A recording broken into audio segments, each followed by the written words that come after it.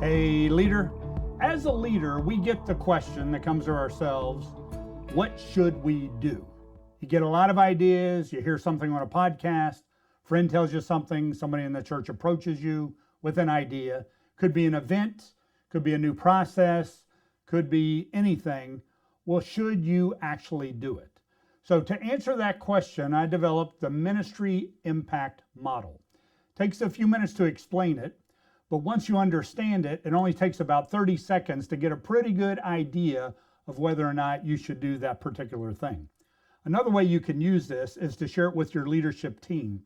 As you work through this together, you will come up with better ideas and have better results going through this three-step process. So here are the 3 steps. Should you do something?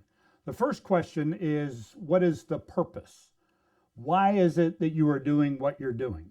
I've had several friends, co-laborers in ministry tell me, or tell others, the best question Rich asks me is, why would you do that? And would you believe, often when I ask, why would you do that? The answer is, I don't know. So if you don't know why you're doing it, it's probably better not to do it. So when you think of any event, you think of what is the purpose for that event. So each event should have a reason or a rationale that you're doing it. Now, how do you know if that's a good purpose? You know if it's a good purpose if it fits in the overall purpose of the church. So hopefully you have one of those specifically for your congregation.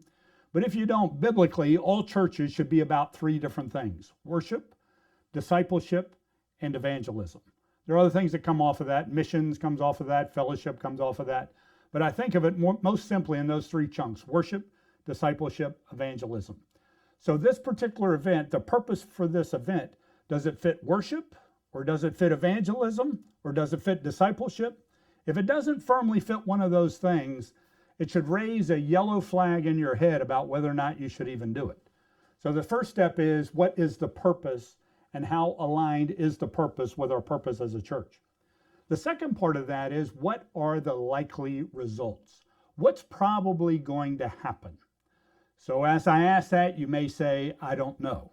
And you really don't know. None of us know for sure. But you should have a pretty good idea. You probably know about 85% based upon what you know about your church, the community, and everything going on, about what that likely result will be. And the question is that result worth the effort that you're going to put into it?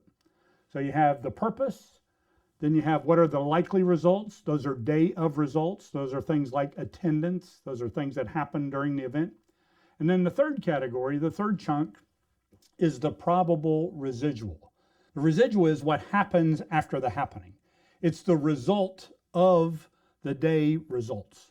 So you have an event, something happens, and then you have a result from that, and then you evaluate that result in light of, should we do this or not?